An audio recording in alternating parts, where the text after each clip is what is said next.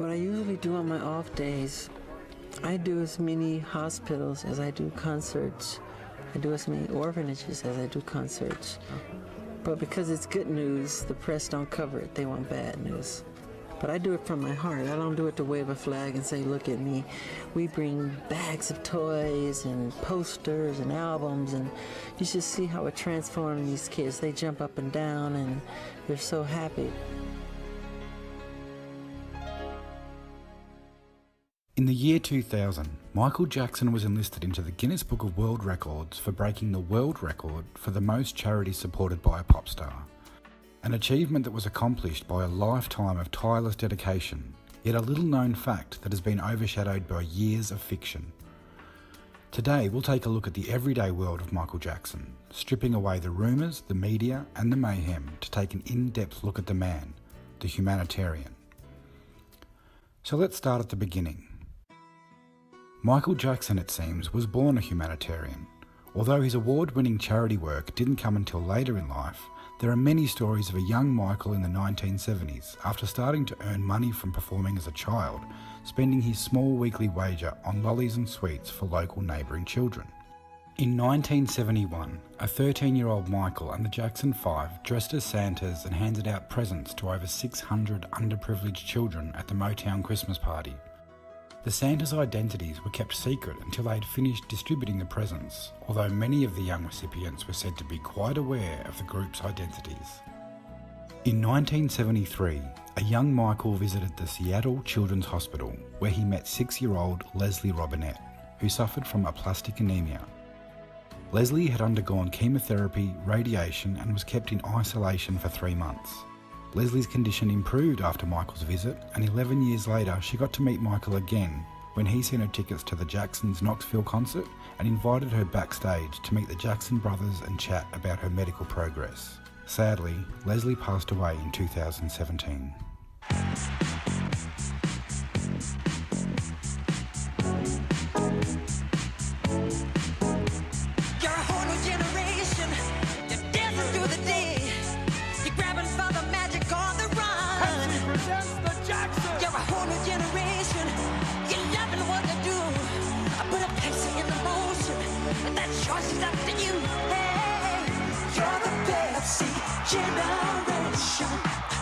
The beginning of 1984 saw Michael suffering severe burns to his scalp while filming a commercial for Pepsi.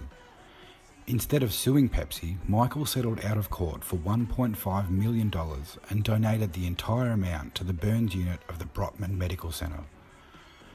During the following months, Michael visited the hospital on many occasions, spending his time wandering the wards, meeting patients and lifting spirits. In April of the same year, Michael spent an estimated $3 million to single-handedly equip a 19-bed unit at the Mount Sinai, New York Medical Center. And in May, he allowed the song Beat It to be used in a public service campaign against teen drink driving, royalty-free. She wants to go home, right? Let's go. Yeah, let's go. Whoa! You okay to drive? Yeah, I'm fine. You sure? Relax. What's a few beers? If you don't stop your friend from drinking and driving, you're as good as dead. Drinking and driving can kill a friendship. In recognition of Michael's musical donation, President Ronald Reagan bestowed the Presidential Public Safety Commendation upon Michael. Michael, you've made it possible for us to warn millions of young Americans about the dangers of drinking and driving. You've done this with your music, you've provided the public service messages as well as through your own personal example. And thanks to your help, Michael, young people from virtually every family in America will hear these messages on television and radio. And they will hear them at one of the most critical times of the year when graduations and vacations are fast approaching. Thanks to your help, lives will be saved, and no one can put a dollar value on the precious life of one boy or girl.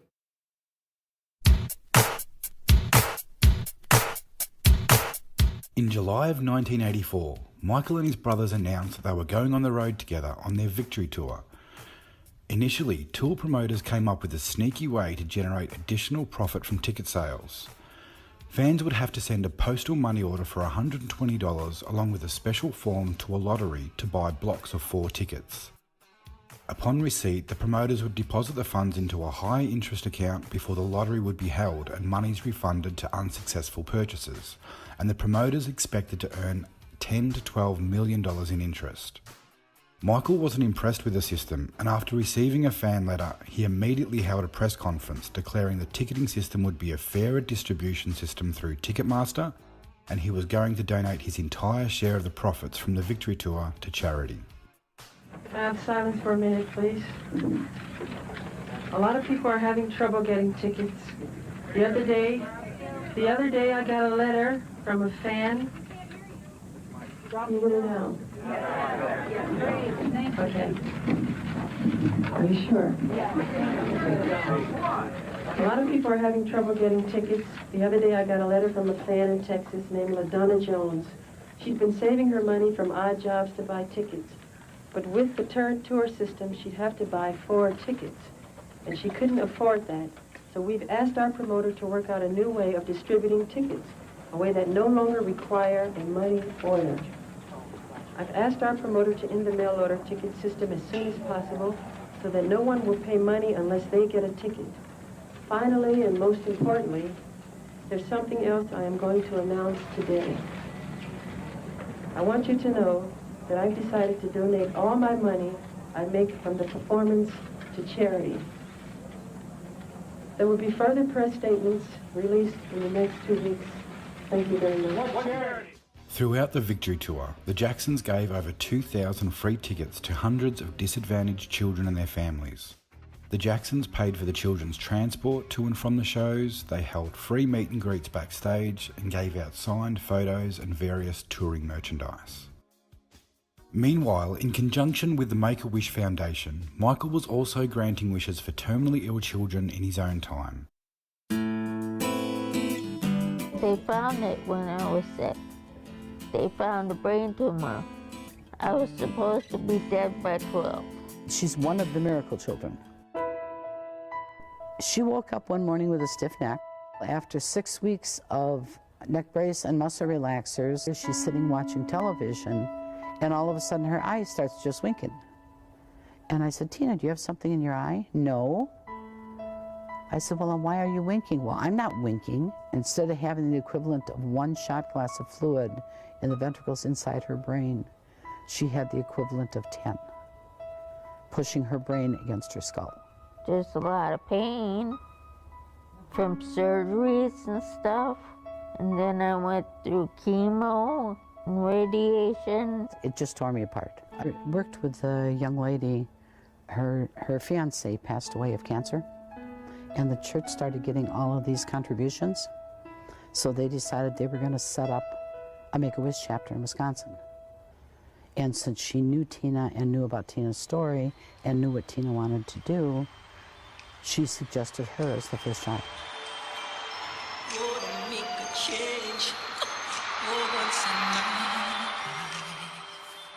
At the time, nobody was sure whether they were going to be able to get to Michael Jackson.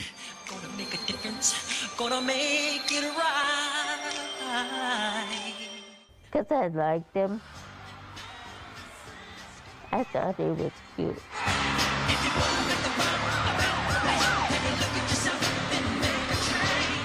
We flew into New York. A limousine took us to New Jersey. Well, I remember going through the backstage. Jermaine was backstage. I don't think I remember Tito. And that's when we told her that she was going to be meeting Michael Jackson. Oh, just, so excited and screaming and giggling and when do I get, where is he? Yeah. I mean, he was a big star, like humongous star. And we went in and met with him and talked with him for a while. He had a lot of guards and stuff, but it was great. I liked it a lot. Through the whole concert, she just sat there and went, if somebody tried to talk to her, she's like,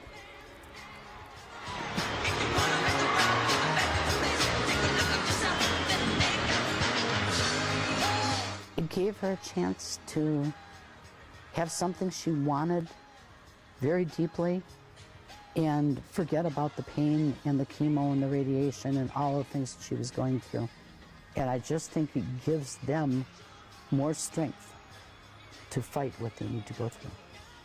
It gives kids hope because it makes kids strong. Katina passed away on August 29th, 2014.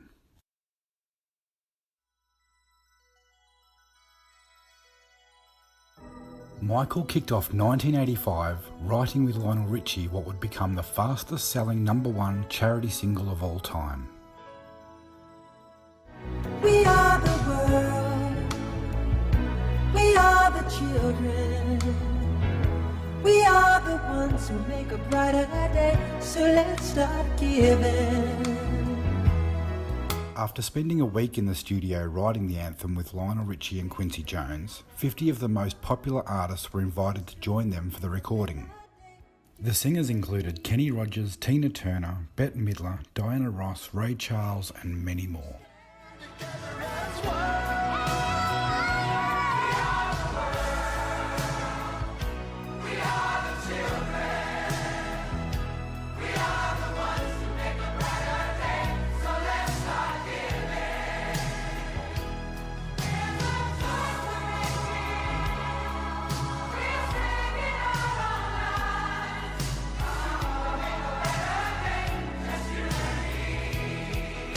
Since its release, We Are the World has raised over $150 million for African relief, including efforts in birth control and food production. 1985 also saw Michael fly to Perth in Australia to attend the annual Perth Telethon. Not only did Michael's appearance skyrocket donations, he also donated 2 fedoras and a pair of rhinestone socks to be auctioned off and funds donated to the cause. After his appearance on the telethon, which raised over $2.8 million, Michael visited the Princess Margaret Children's Hospital, where once again, the King of Pop spent hours meeting terminally ill children, signing autographs and giving out gifts.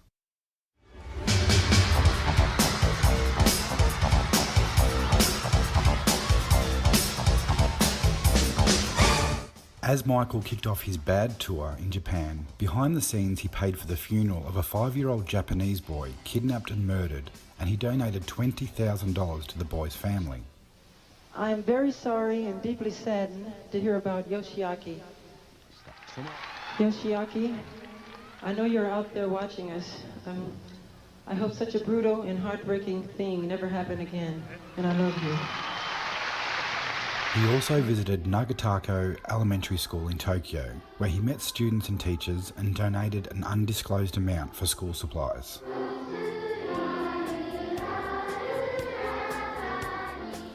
As the Bad tour travelled the world, Michael visited more hospitals and orphanages than performed concerts. He also invited terminally ill and underprivileged children and their families from every city he visited to his concerts and backstage to meet him, one of which was Tiffany Rao, who now works with the Make-A-Wish Foundation. I have a history of severe idiopathic aplastic anemia, which is basically complete bone marrow failure. I was diagnosed in 1984, the age of 11, and had entered a tenuous remission and relapsed freshman year in high school. I wished to dance with Michael Jackson. I'd grown up in dance, I'd been a dancer my whole life. I felt that the way he connected with the world and understood the world was through dance. They were honest and said, gosh, okay, let's see what we can do. Then one day I was sitting in my high school lunchroom and the lights went down and the man in the mirror came over the PA system and a Michael Jackson impersonator came out in front of my whole lunchroom and danced and lip-synced to Man in the Mirror. And then presented me with the invitation to come to the concert. Just a few weeks later, we were on an airplane headed to Chicago, which was the next stop on his tour. We went to the concert the night we arrived. I went backstage to meet him.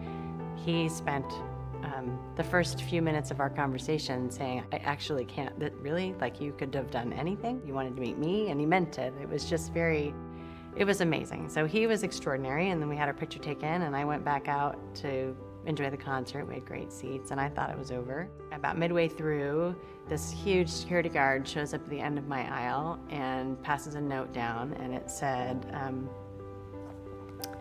Michael Jackson requests your presence on stage. Which clearly, even at 43, has an impact. But so he threw me over his shoulder and put me up on stage, and I danced to the song Bad. And I don't remember what I did. People always ask, and I'm like, I have no idea. I don't remember, but I was changed in that moment. There is something truly elemental about what we do as Make-A-Wish, to allow us as kids who are facing very grown-up circumstances to touch back into what it is to be a kid, and to remember that, and to be reminded that it's okay to step outside of sort of your circumstances and have big dreams, and was incredible for me. And more than anything, it just made me feel really alive again in a way that I hadn't given myself permission to in a long time. And it has stayed that way for me. It really has. And for 27 years, that wish, that power, that moment has been with me every moment, where I get to remember and remind myself that that there is power in hoping, right? It's been transformative for me. Before Michael's London show, he invited Princess Diana and Prince Charles backstage, where he presented them with a cheque for £450,000 for the Prince's Trust, which supports young people with homelessness and mental health issues. He also discussed charity organisations with Diana, who told him of the Great Ormond Street Hospital. Michael visited the hospital 4 days later and spent hours roaming the wards, meeting patients and lifting spirits. Also in 1988, Michael became the United Negro College Fund's biggest contributor when he donated $1.5 million to create the Michael Jackson UNCF Endowed Scholarship Fund. The fund is still active to this day and assists students to pay for their tuition, room and board, books or federal student loans. Michael Jackson took a break from his tour Thursday to receive an award from the United Negro College Fund in New York. Among the famous faces in the crowd were Quincy Jones, Elizabeth Taylor, and Liza Minnelli. President Reagan sent a taped message, and Whitney Houston sang America the Beautiful. Michael received an honorary doctorate from Fisk University and made what was for him a long speech. I can't believe I'm nervous. Michael went on to thank God, his friends, and his parents, and also talked about why he was there. About the United Negro College Fund, an education opens a person's mind to the entire world. There is nothing more important than to make sure everyone has the opportunity for an education. To want to learn, to have the capacity to learn, and not to be able to is a tragedy. I am honored to be associated with an evening that says this will never happen. Thank you. I love you all. Thanks to a scholarship fund he set up and a recent benefit concert, Michael is one of the United Negro College Fund's all-time largest contributors. I was injured in 1983. It all happened over a custody dispute between my father and my mother. And my father decided that if he wasn't the one who would have me, he decided that no one else would be able to. So he kidnapped me, took me to California, poured kerosene all over my body, and lit a match. In December of 1988, Michael met with David Rothenberg, a 12-year-old boy who suffered third-degree burns to over 90% of his body after his father set him on fire. Michael was a great person. He has never hurt a soul. I am happy to have been his friend for all these years and been a dedicated friend. Dave passed away in 2018.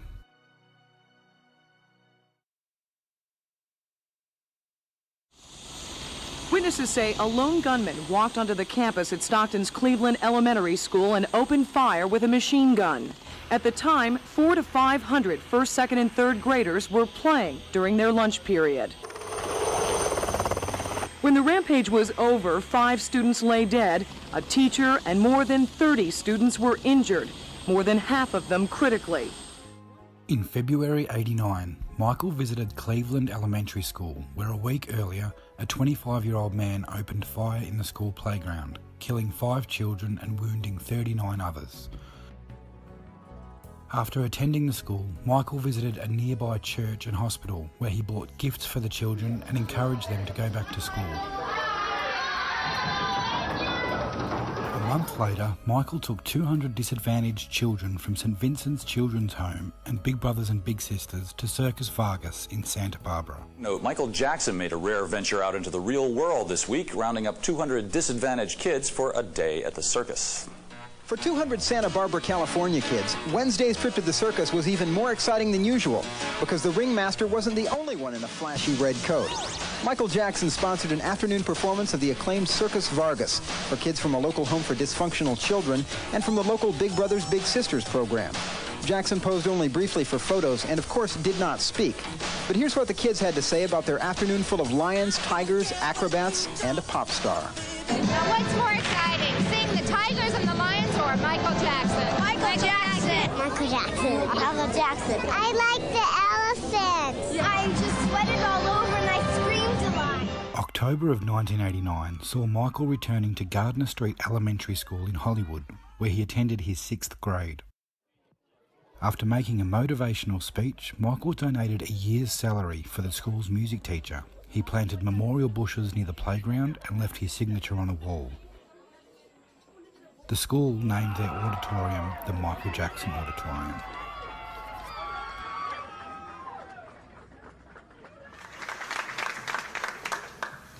First, I'd like to thank my teacher, Mrs. Gerson, and Mrs. Rose Fine, who's another one of my teachers. She's here also, and I'd like to thank her.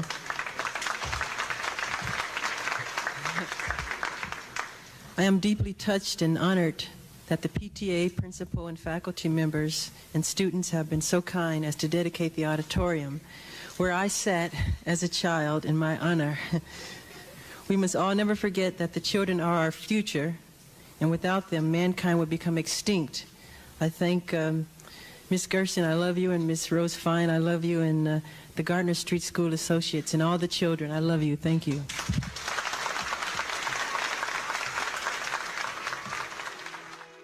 Michael had been friends with AIDS sufferer Ryan White through the later years of the 1980s, and in 1989, Ryan and his family spent weeks at Neverland while Ryan recovered from surgery.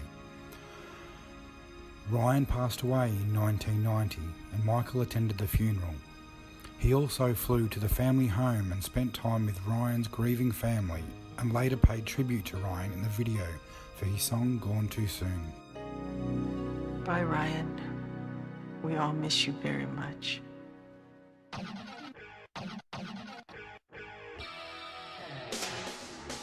Michael kicked off 1992 announcing the establishment of his Heal the World Foundation and a world tour that he was hoping to raise $100 million for various charities around the world for. Good afternoon. I'd like to thank the Pepsi-Cola Corporation for sponsoring the Dangerous Tour, which we plan to kick off in June. The only reason I am going on tour is to raise funds for the newly formed Heal the World, an international children's charity that I am spearheading to assist children and the ecology. My goal is to gross $100 million by Christmas 1993. I urge every corporation and individual who cares about this planet and the future of the children to help raise money for the Heal the World charity. The Heal the World Foundation will contribute funds to pediatric AIDS in honor of my friend Ryan White. The Heal the World Foundation will also offer support to such worthwhile organizations as Camp Ronald McDonald, Make-A-Wish Foundation, Children Diabetes, Minority AIDS Foundation, and other charities. I'm looking forward to this tour because it will allow me to devote time to visiting children all around the world, as well as spread the message of global love in the hopes that others, too, will be moved to do their share to help heal the world. Thank you for coming. I love you very much, and thank you all.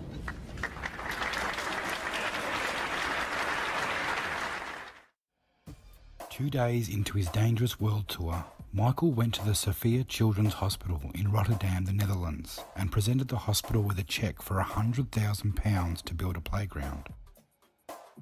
The hospital named the playground the Michael Jackson Playroom.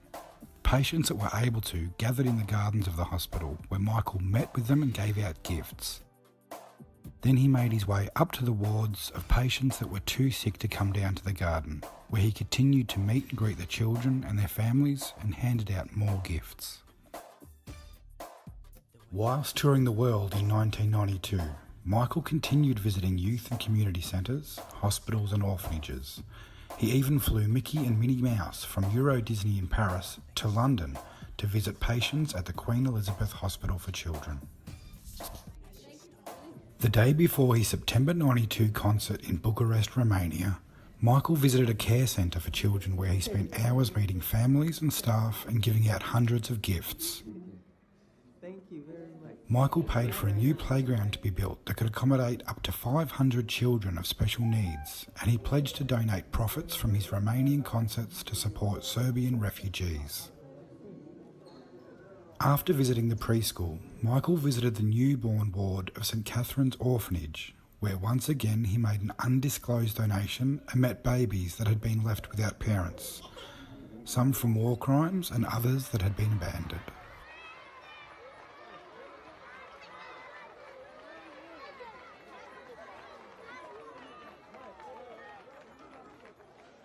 Towards the end of 1992, Michael paid for and personally supervised 43 tonnes of medical supplies, blankets, shoes and winter clothing getting loaded onto a cargo jet at John F. Kennedy Airport in New York. The jet delivered the $2 million worth of goods to war-torn Sarajevo in the former Yugoslavia. The mission of Heal the World, my mission, is healing, pure and simple. To heal the world, we must start by healing our children. Today, we come bearing gifts for the children of war-torn Sarajevo. In 1992, Sarajevo has become a symbol of so much that is tragic but avoidable in our world. Prejudice and ethnic hatred, the destruction of the environment, the shattering of families and of centuries-old communities.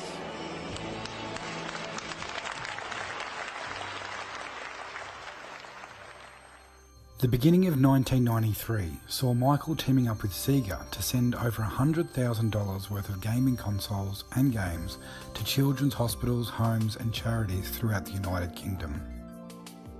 Throughout the first half of the year, he also visited schools and care centres in Los Angeles to discuss drug abuse prevention. And he teamed up with Jimmy Carter to promote immunisation initiatives which saw 17,000 children immunised in 5 days. Here we see Michael at a children's hospital in Washington, where he spent several hours playing games with patients and speaking to medical staff. Although the amount hasn't been confirmed, it's said that Michael left a sizable donation to help the chemotherapy department. Okay, right this way. Let me see everybody smile. Great, everybody right this way for me. Good, again for me. One.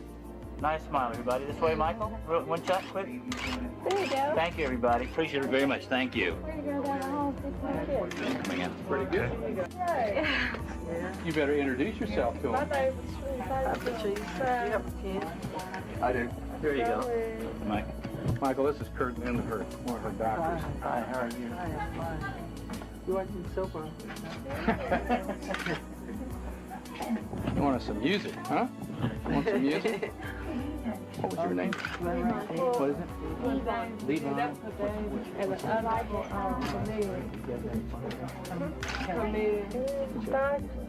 Can you do one of those moves for me? Sure you can. Oh, here we go. Nice shot. You ready? You're smiling here too. Here we go. Thank you. Thank you very much. My name is Bob. You ain't gonna do one of them moves for me? He's rested. He's rested. Embarrassed. He's taking the heat back. No, it's too late. No big deal. You don't have to be embarrassed. Thank you. I just want to be there. Make my life really cool. Do you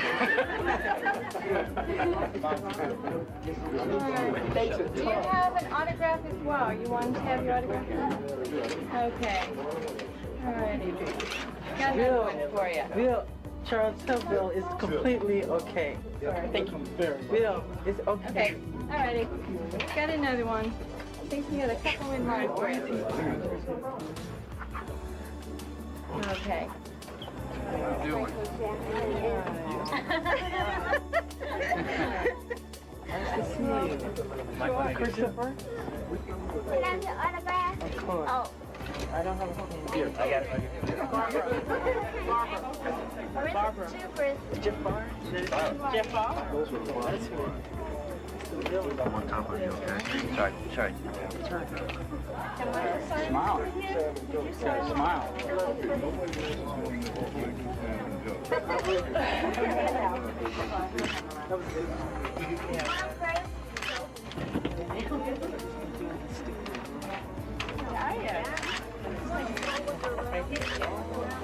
Thank you. You're gonna have a lot of me.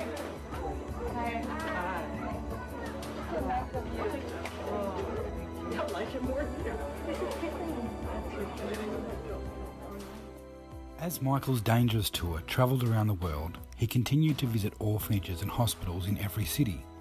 A typical visit had him staying for hours, learning of the illnesses, giving gifts and leaving a donation. In one hospital in Rio de Janeiro, he left 2,000 concert tickets to be handed out to hospital staff, patients and their families. I don't know, I'd like to sing with them. If we all know a song together.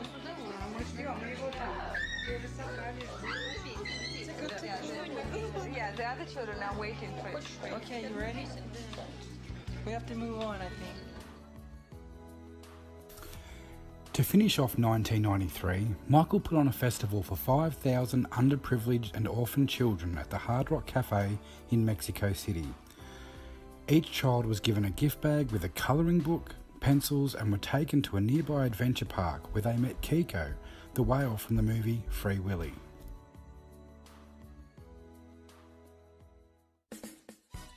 Michael kicked off 1994 with a party at Neverland for over 100 underprivileged children and their families in honour of Martin Luther King's birthday. Michael spent the day with the families, who were given full access to the amusement park and zoo. At the same time, Michael's Heal the World Foundation provided vaccines and $85,000 in grants to homeless families needing long-term recovery from recent Los Angeles earthquakes. In August of '94, Michael and wife Lisa Marie visited 2 children's facilities in Budapest, Hungary, where they gave out gifts to terminally ill patients.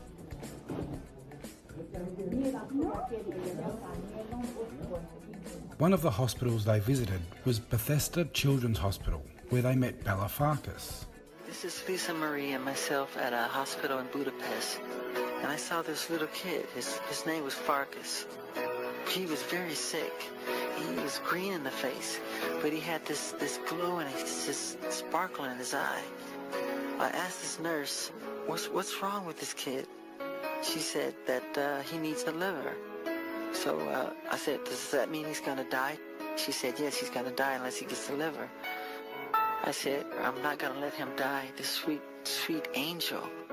No matter what it takes, I'm going to find a liver for him. So I sent my organization around the world. We went all over the place, and it took a long time. And I said, I'm not giving up. I'm not going to have this child die. I was so happy when I got a phone call. They told me we found the liver, and he has his life. And I'm so proud that I could help him. God bless him. I love you, Farkas. Not only did Michael find and pay for Bella's liver transplant, he continued to pay for his treatment for 10 years. Bella Farkas now lives a healthy life with his wife and 2 children.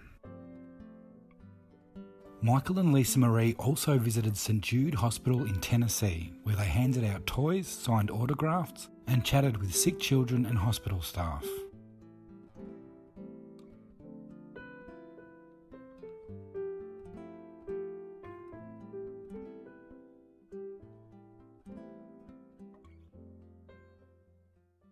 A somber Michael Jackson wore dark glasses, a dark hat, and dark clothes as he attended the funeral last week for 22-month-old Craig Fleming. He was the little boy whose mom allegedly threw him off this bridge into the rain-swollen Los Angeles River. It's a case that had gone largely unnoticed until the King of Pop got involved. It happened here just 2 weeks ago in Long Beach, California. Friends say that something must have snapped in the mind of the boy's mother, Donna Fleming. Police say that after she picked up Craig, still strapped in his stroller, and dropped him into the river, she threw 3-year-old Michael off the bridge as well. Then she attempted suicide by jumping off herself. She was unharmed by the fall. 3-year-old Michael also survived thanks to the heroic response of an emergency medical team. Now, Donna Fleming has been charged with murder. In these photographs obtained by hard copy, Michael Jackson looks on as the family grieves. Michael was in the recording studio finishing up his current album when one of his aides came to him and told him what had happened, told him of the tragedy. And according to eyewitnesses in the studio, Michael broke down and wept openly. He was so torn up about this tragedy, and he decided at that point that he wanted to be involved. According to author Randy Taraborelli, at first Jackson ruled out actually going to the funeral. My sources told me that Michael Jackson was very reluctant to go to the funeral because he was afraid that he would get so much attention and cause such a controversy by his presence that he would take away from the tragedy. But Lisa Marie apparently convinced Michael that his celebrity and the fact of his celebrity should not take away from his feelings. The Fleming case comes just 3 months after the whole world watched and wept over the Susan Smith saga. The murder in Los Angeles has attracted less attention, but it's proved to be just as disturbing. I don't understand how somebody could perfectly kill their baby. How? I mean, it's not right. The story obviously moved Michael Jackson, who not only attended the funeral, but stood by the minister during much of the service. Before leaving that day, Jackson handed over a check to the Fleming family. A substantial check that has been reported to be only $5,000 when actually it's closer to $50,000, and it's just a start. Michael set up a trust fund for the surviving brother and also dedicated his song Childhood from the History album to Craig Fleming.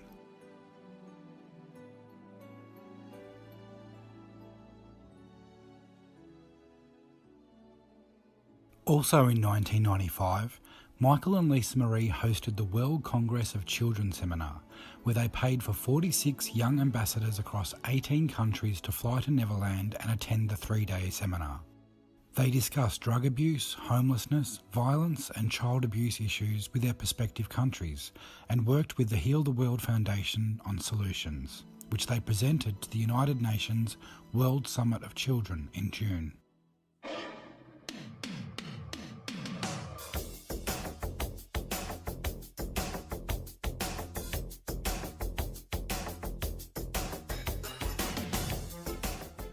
In September 96, the first sports festival, Hope, was held for orphans and disadvantaged children in Russia. Michael was a special guest. 3,000 children and 600 volunteers took part in the sports festival, whose mission is to instill a love of sport in children and teach them a culture of behaviour in society, as well as giving them something positive to look forward to and enjoy a community spirit. The non-for-profit organisation also offers support to pensioners and war veterans.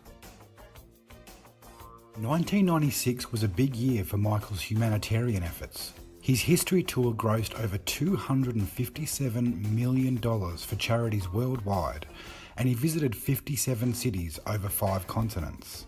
In September alone, he visited hospitals in 8 countries. He visited Motol University Hospital in Prague, Czech Republic. He revisited Bethesda Children's Hospital in Budapest, where he first met Bela Farkas.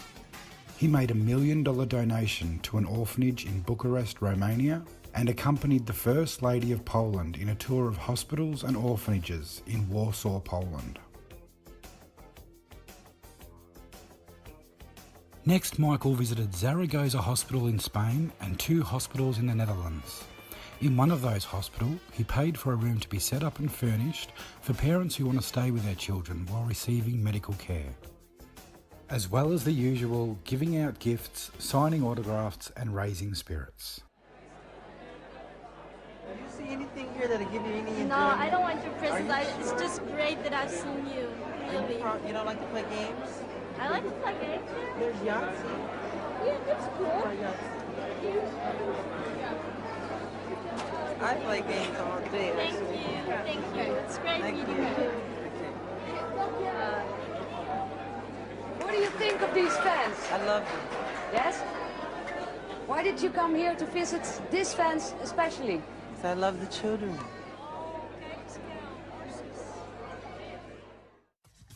Next up on the History World Tour, Michael visited Taiwan, where at a home for orphan children called Home Without Barriers, Michael watched a performance by the children and once again handed out hundreds of gifts.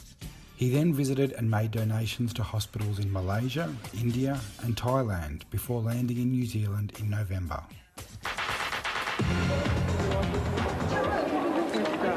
It's classic Jackson. Whenever he makes a move on tour, the king of pop stops to sign autographs for the fortunate fans who manage to talk their way past security. Today, it's off to visit some big fans who are too small and sick to stand for hours, only to catch a glimpse of the music man with a global grip on fame. Michael invited AJ along as he visits the children's hospital known as Starship. Michael tours private wards exclusively with AJ to meet with children confined to their rooms. Goodbye. Goodbye. Goodbye. Michael slowly moves from room to room and through the corridors of children. He smiles. Many of them are too young to know he's a superstar. This is a great shot.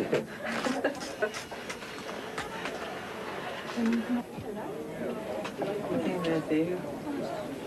How are you doing? The visit lasts for hours, creating memories that the kids will not soon forget. One little girl asks Michael what it's like to be a superstar. I really don't, because I don't remember not performing, so it's fun to make people happy. It really is. I bought your kids' album when you were younger, and I love Ben. That's really cool. Ben. Do you still remember making Ben? Yeah. They're out of sight right now. These kids may have been too sick to have seen the sold-out concerts, but they did one better. They got face-to-face with the king of pop. Michael? Barricade me away from I've spoken to a lot of the fans here, a lot of the patients here, and the looks on their face is indescribable. How does that make you feel? It touched my heart. I love them very much. Is that...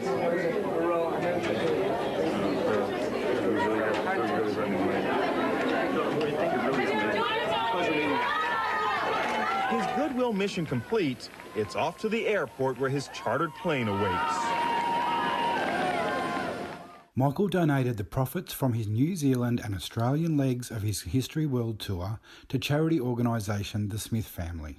And when he got to Australia, he visited hospitals in Brisbane, Melbourne, Adelaide, Perth and Sydney. For a man who will have his own child in February, Michael Jackson today described this as the highlight of his Australian tour so far. This is for you.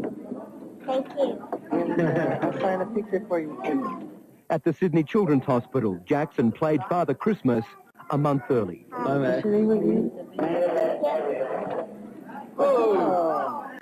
Again, no sign of his new bride, the performer spending 2 hours inside, given special visiting rights to gravely ill children in the cancer ward. Can we get something for her, a toy?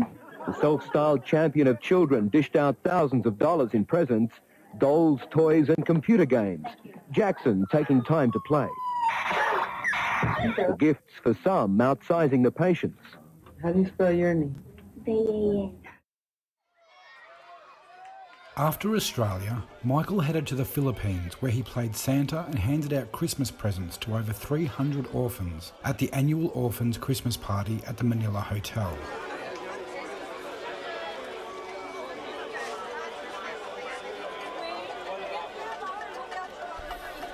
He spent the whole day at the Christmas party, and the following day visited suburban Paranak Community Children's Hospital, where he donated the profits from his concert for hospital renovations.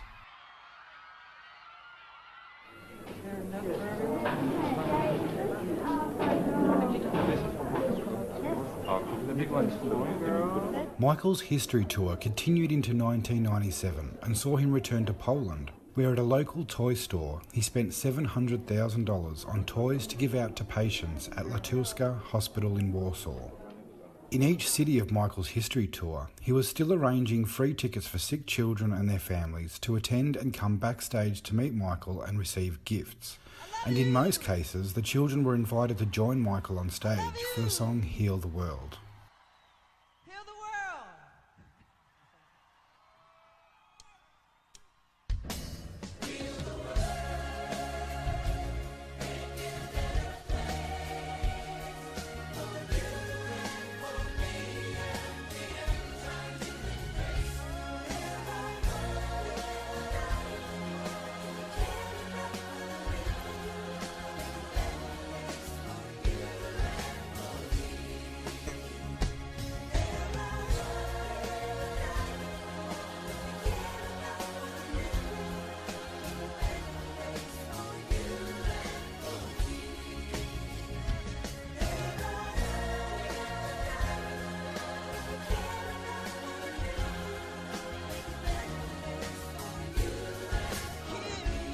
Midway through 1997, Michael, accompanied by wife Debbie Rowe, attended the Variety Club of Great Britain, where he donated 6 minibuses equipped to help children with autism and learning difficulties get to community activities and medical appointments. I like to say children will always hold a special place in my heart. So from Heal the World and myself, I present this present. There's more where this comes from. Thank you.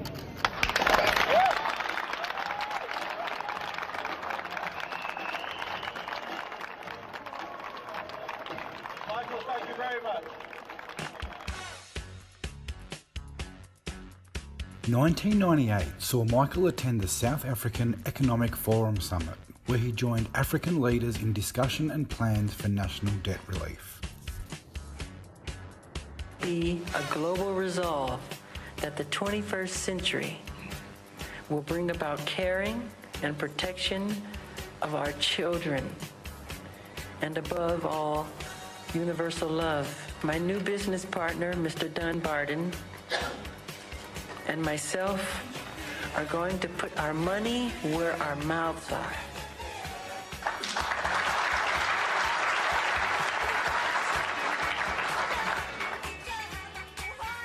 And we will be looking at global investments that will bring economic empowerment to people that will ultimately benefit and enrich the lives of children.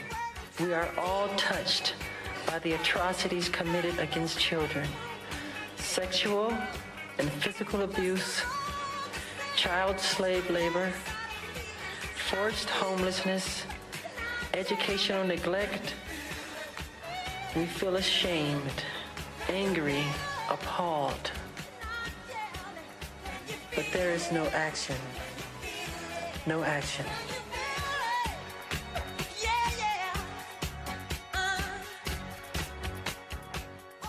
Michael visited Nelson Mandela in March of 1999, where he announced 2 charity concerts which would raise $1 million for the President's Charity Fund.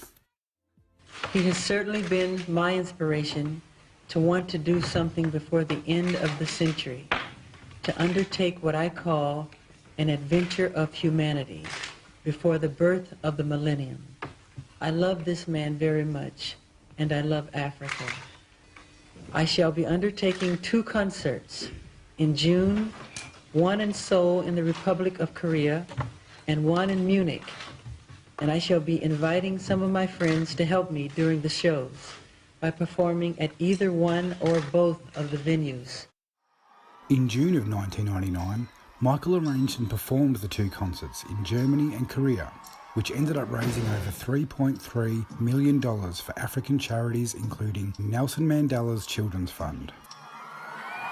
The way she came into the place, I knew it then and there. There was something different about this girl.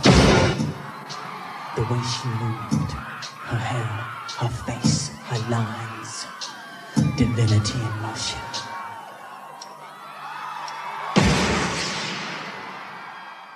Whilst receiving a Lifetime Achievement Award at the Cora All Africa Music Awards in September of '99, Michael presented Nelson Mandela with a R1 million donation for his Nelson Mandela's Children Fund. Mr. Nelson Mandela, I'd like to present this check to the Nelson Mandela Children's Fund.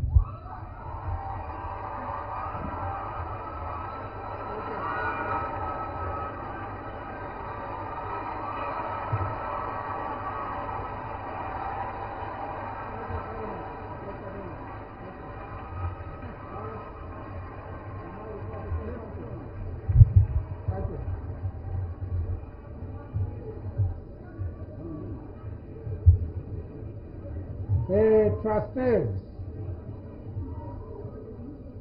of the Children's Foundation and myself would like to express our deepest appreciation to our friend Michael Jackson.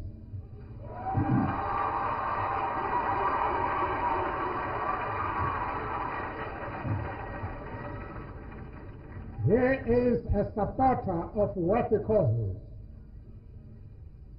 and I'm happy that the foundation is tonight one of his beneficiaries.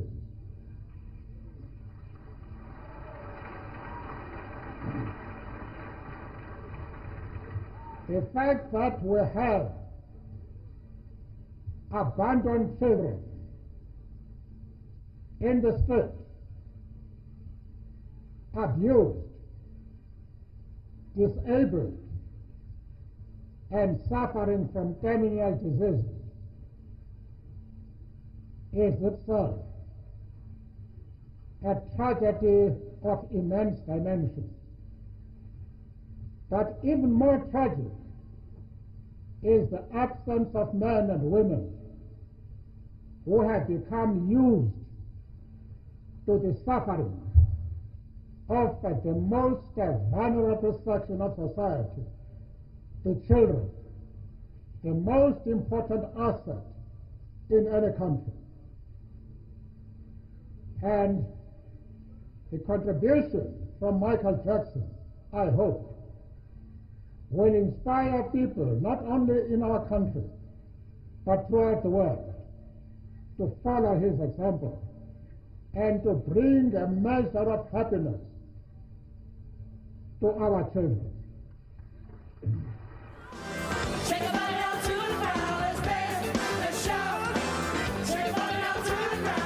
Michael wrapped up the year 2000 joining Whitney Houston on stage at a charity concert, Miracle on 34th Street, which raised money for children with AIDS, Alzheimer's victims, and the healing arts.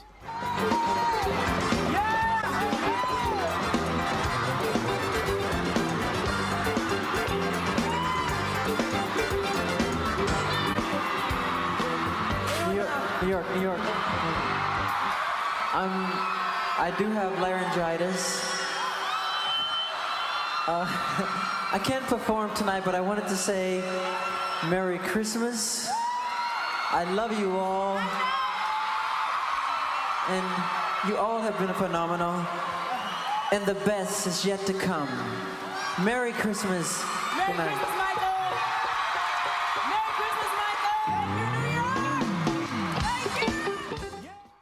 On Valentine's Day in 2001, Michael attended a Heal the Kids seminar in New York, where he made a motivational speech aiming to educate and inspire parents to put more time and effort into their parenting. Are we blind to the fact that our children are raging against the indifference, crying out against the abandonment, of thundering against the neglect? Heal the Kids is about doing something about making a difference in trying to help adults and parents realize that it is our power to change the world that our children live in.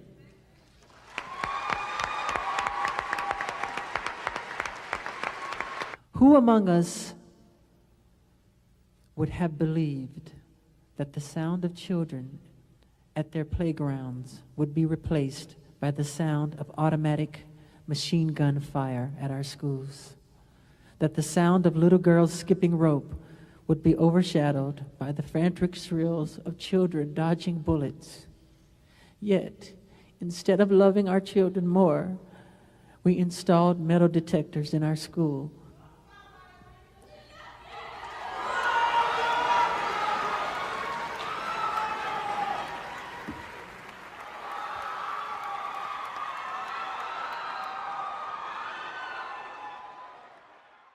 This just in, you were looking at obviously a very disturbing live shot there. That is the World Trade Center, and we have unconfirmed reports this morning that a plane has crashed into one of the towers of the World Trade Center. Michael was in New York when the 9/11 terrorist attacks took place. He immediately arranged a charity concert called United We Stand, which was held in October and raised over $15 million for victims of the horrific attacks. Michael premiered the single What More Can I Give at the show and recorded the tribute later that year. How many people would have to die before we understand? How many children will have to cry before we do what we can? If sending your love is all you can give to help one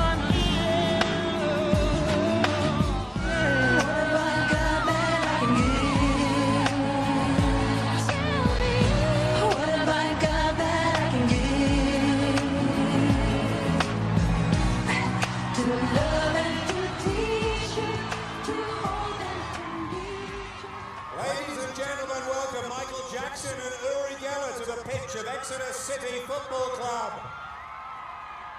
2002 saw Michael attend a charity event at St James Park in London to raise funds for two charities aimed at combating AIDS and malaria. While there, he met with sick children and made a motivational speech. Sadly, we live in a state of fear. Every day we hear of war on the news, on the radio and television. In the newspapers, always of war. We hear of nations hurting each other, of neighbors hurting each other, of families hurting each other, and of children killing each other. We must learn to live and love each other before it's too late. We have to stop.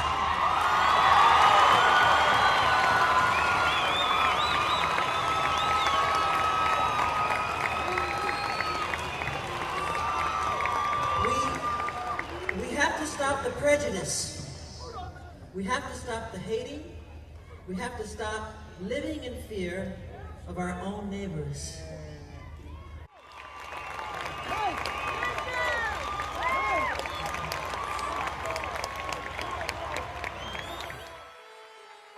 The Wolf family were just one of the hundreds of families that Michael invited to Neverland to take a break from hard times or recover from illness. Michael paid for and hosted a 3-day vacation for them at Neverland when they lost their home and everything they owned in a flood in Germany in 2003. It wasn't the only time Michael opened up Neverland to help families in need and sick and deprived. It was common knowledge in Michael Jackson's circle that families would visit and stay at Neverland all the time, even in Michael's absence. In 2004, Michael let cameras in when he held a Christmas party at Neverland for over 200 disadvantaged families. From Prince Paris, Michael Jackson welcome to Neverland, and Merry Christmas, and have a wonderful day, okay?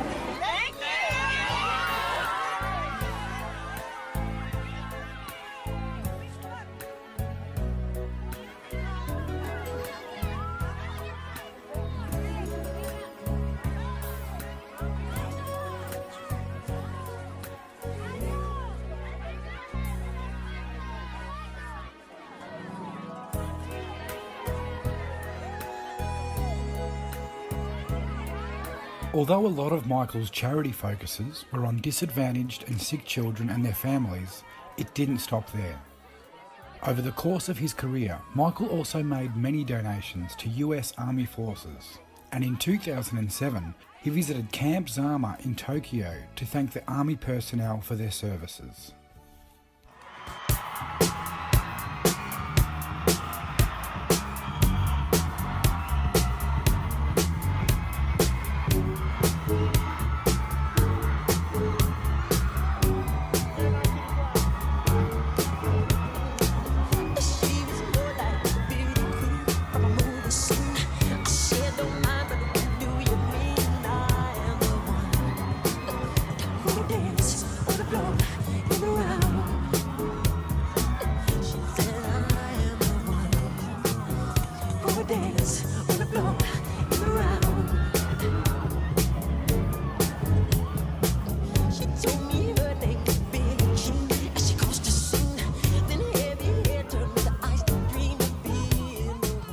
What our community needs to realize is that Michael Jackson could have made millions of dollars on Saturday, and he chose to come and spend it with the soldiers and family members and DOD civilians here at Camp Zama.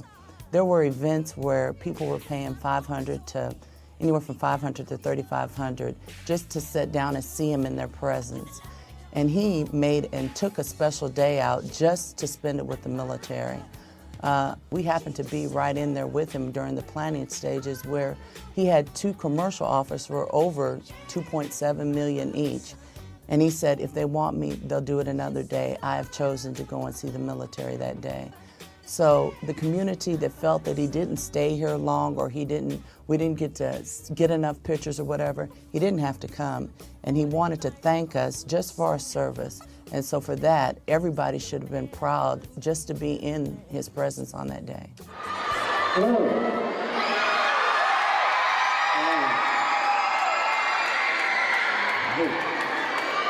Good to see everybody. God bless you, I love you. Colonel Walter Meyer, Major Brooks, and other military personnel, it is an honor and a privilege for me to be here today, and I thank you for your kind invitation.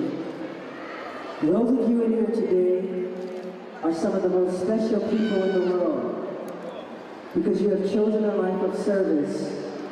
When we all sleep at night, we rest comfortably knowing that we are protected.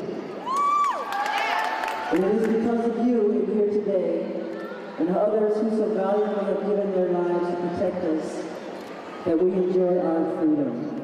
I thank you from the bottom of my heart. I love you. Thank you so much.